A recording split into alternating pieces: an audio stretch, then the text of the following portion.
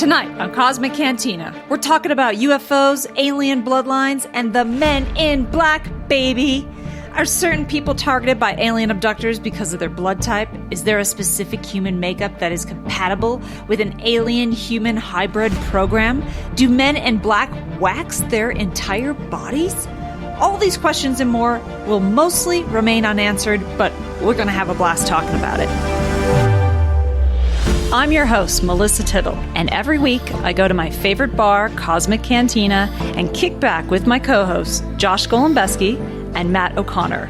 We talk about aliens, Bigfoot, ghosts, ancient cultures, and anything from the unseen world that needs a little illumination.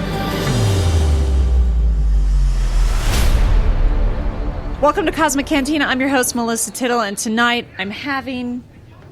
You won't believe this. I'm having a hot tea. I know. Listen, it's kind of lame. Sometimes you need a little hot tea. It's all right. Sometimes you need a little hot tea. But I've been super busy, and I've been traveling, and I'm working on an awesome project that I can't wait to tell you guys about, and it's about aliens and UFOs, and that is this week's podcast. But first of all, what are you guys drinking? Matt? Well, I fixed myself a little cocktail. Fuck, I love saying that. I love saying the shit out of that. I don't get it. So I got a little a local whiskey here called Stranahan's. And I mixed it with a little ginger ale. And, man, it is warming all the cockles of my heart right now. What, the cockles of your heart? Yeah. No, you had cockles in the heart. I think I made that up.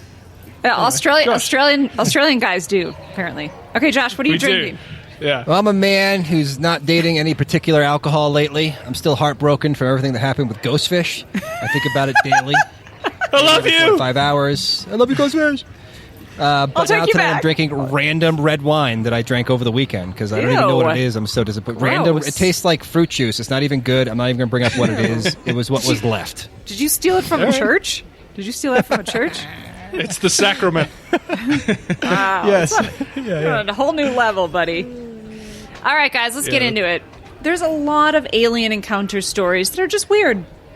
And we wanted to figure out why that was. So I'm going to start off with an article that I found about Rh negative blood type.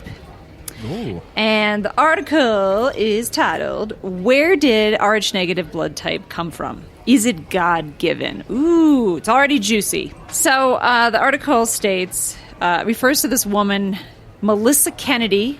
Oh, I love her name. It's so beautiful, isn't it? Melissa? Yeah, Kennedy's a great last name, yeah. Just, wait. rolls No, off the the first tongue. name. Yeah. The first name. Oh, yeah. Melissa. Yeah, totally. Yeah, that's fine, I guess. Yeah. All right. Yeah. Come on, you guys. All right.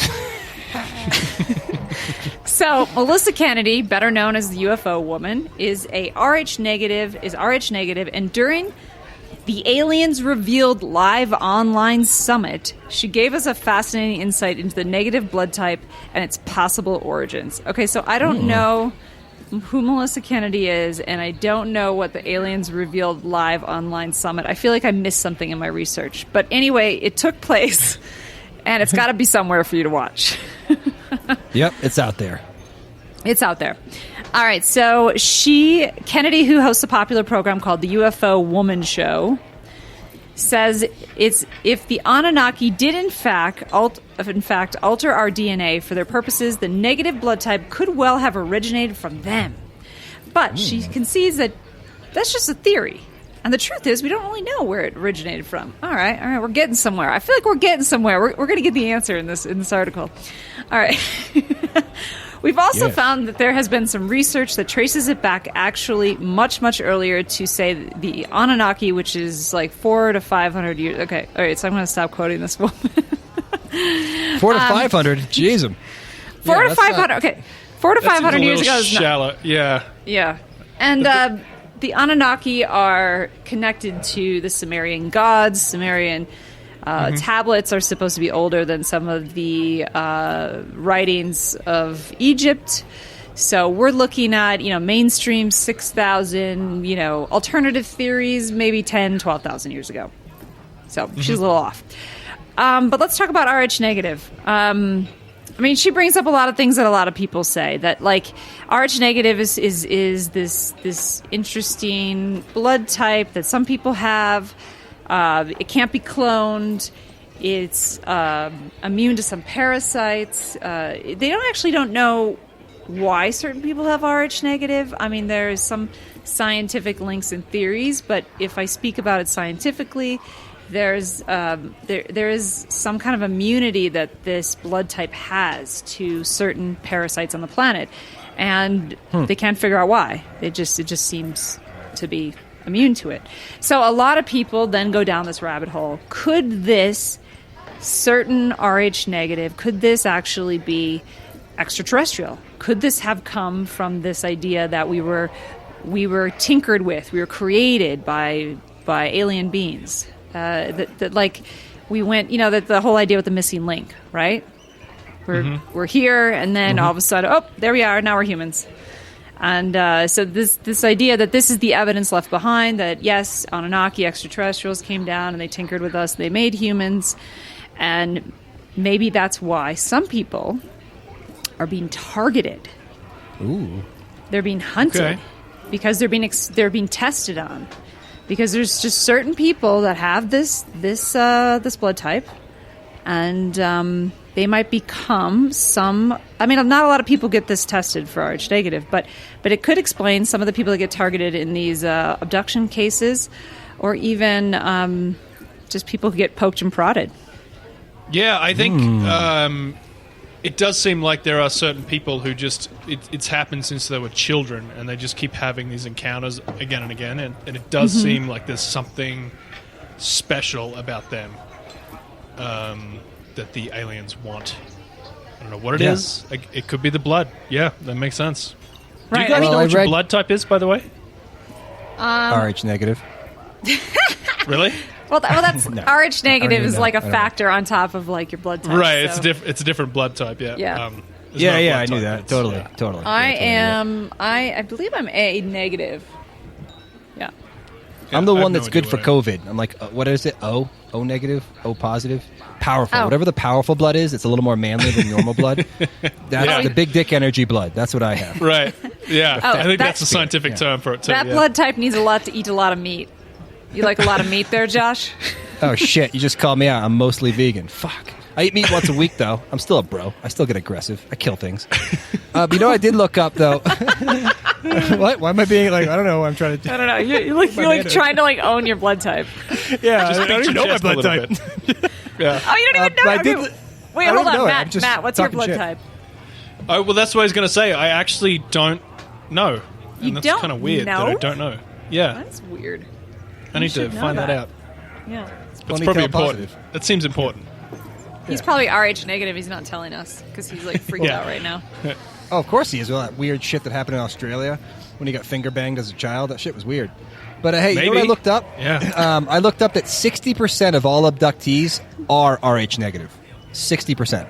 Wow. Oh, See? That's pretty high, yeah. I actually didn't know that they made a statistic of that. But that's always the theory that, if they're going to test on humans and they're looking for something in particular with your DNA, then they would definitely go for the one rare form of blood type. That's interesting because 85% of the population has Rh positive blood. Huh. Oh. So it's wow, like that the is rarer significant blood then. that they go for, apparently. It's like the one alien who was like experimenting with some special kind of blood, and then like a long time ago, and they're all come back to be like, we got to find all the Rh negative ones. Yeah. Well, no, you joke Like a there, but there's little something to that, though. That would make sense. They're tracking a bloodline. They're tracking certain DNA, certain blood types. It actually kind of makes sense. I mean, that goes along with what everyone's saying in space, for sure. Well, yeah, but then it goes back, and then if we talk about what's in the space, then we go back to like, is it a royal bloodline? That doesn't mean that you're a Rockefeller, like, not like that, but that you have some royal bloodline from an alien species that might have been on this planet. That is what they mean by royal blood. Yeah. You were that one offspring of like when Henry VIII fucked one of the slaves or something. And was like shunned to the side. That's probably where I am. That feels like my family. Right. Yeah, there you go. That's funny. Yeah, that happens. Okay, Anyway. well, So, Josh, what do you got? Well, because we were talking about UFO abductions, one of my favorite stories, favorite things to cover, and also the blood type, I looked into, like, the most, I don't want to say craziest, like, I know we started off preparing for this podcast and looking into the weirdest, craziest UFO story you could find, and it kind of evolved into this topic. I actually found something that was crazy, but it also had a very Josh element to it. And why am I referring myself in the third person? That's because Josh really likes alien stories that feel like a Spielberg movie where it's like heartwarming in the end. Doesn't mean I don't like danger. Yeah. Doesn't mean I don't like darkness. That's must be that O-type blood you have. Yeah, it just makes me a little more love and light. I'm still aggressive though. I'm aggressive about my love and light. You know, a lot of dry humping aggressively. Love and light. Leave the lamp alone, Josh. So I found this story, actually. I read this book a while ago, and I've read one story from it, a very small story, from Onboard UFO Encounters by Preston E. Dennett. And I came back to this book because this story I wanted to save for a podcast. I didn't know if we were going to talk about intergenerational or lifelong abduction scenarios, and we have touched on it. But this is an awesome story that I want to share with you guys that is really cool. It's from Chapter 12. It's called The UFO Guardians. So this story is based off a woman named Dolly, Safran. I want to say saffron, but that's a spice. I think it's saffron. So Dolly Saffron. And she was, hey, God, make your joke. Just do it now. Just do it now. I just love when you start trying to pronounce things. It's the highlight of my week. It really is. I wish you guys could see Matt's face right now because he just watches Josh and he slowly has this look on his face like, oh God, here we go. It's like that meme of Michael Jackson eating the popcorn. Just like, go on. God, I equally love and hate you guys. All right. Okay. So Dolly, last name, not going to say ever again, was the daughter of an airborne ranger. So right away, we know this is going to get weird, connected to the military. Yeah. She had a very difficult birth. Not going to get the details, but her whole life has been difficult. This starts in the 60s and ends today. In 1960, as a kid, between the ages of 4 and 7, she would turn up missing all the time. Like, all the time. They'd find her in a closet with a door locked from the outside somehow. They'd find her locked in a room. They'd find her outside. They'd find her all over the place. It was just weird. And they never really, chalked it up to much other than just being a crazy kid. But I'm going to read you a couple passages from this because it's very intriguing. Okay, so in the book, Dolly says this. It was very disconcerting, Dolly says. They found me once 2.5 miles from the house, and all I had on was underwear. I was crying, and I couldn't explain to anybody how I got there. So fast forward. Creepy as fuck. So 1960, all that weird shit's happened. 1965 is when the first kind of big event happened. Dolly's laying in the backyard. She's obviously closer to being a teenager. And in broad daylight, she thinks like an umbrella is coming down from the sky. As we know, that's probably a UFO. It comes down slowly, and it ends up hovering near the trees near her. It's emitting all these lights, classic saucer shape. She remembers not being scared at all. And she does suggest and surmise that whatever they're doing, they project a calmness to you. Like, you just don't get scared, which you see in UFO cases a lot. Some people get terrified, for sure, but there's other people who, aren't scared at all, and everything's fine. And there's no way, if I saw a UFO myself, I would know it's real, and I would be super excited, but there'd probably be a part of me to be terrified if it was really close, even though I know they're harmless. So anyways, she didn't have any memory. She sees this UFO, but doesn't have any memory of what happened. She just all of a sudden kind of blacks out. And then she says that after that, most of the visits throughout her life were at night. That was really one of the only daytime sightings she had. Her parents thought she was making it up.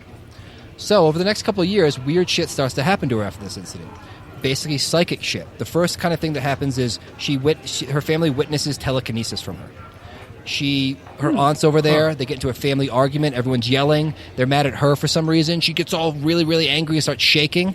And then suddenly, the closet door flies open and a bunch of objects come whipping out at her aunt and hit her aunt a couple times in the body. What? Everyone's like, what the fuck is that? This is like Stranger Things. This is like 11 and Stranger Things. Just like a lot of these stories. When you involve aliens, it's psychic, it's ghosts, it's Bigfoot. Everything's connected. It's so interesting. So that was just the only example of telekinesis. But she also had precognition on a pretty regular basis.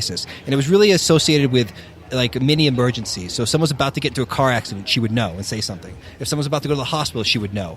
it wasn't really like so that guy's about to drop his pen. It was more like it was like a sense when something bad was going to happen, which I thought was really interesting. So her father started to recognize these abilities. Remember, he worked for the military. He was a long-time airborne ranger. He's a badass. The Army Rangers are fucking badasses. They're like Navy SEALs.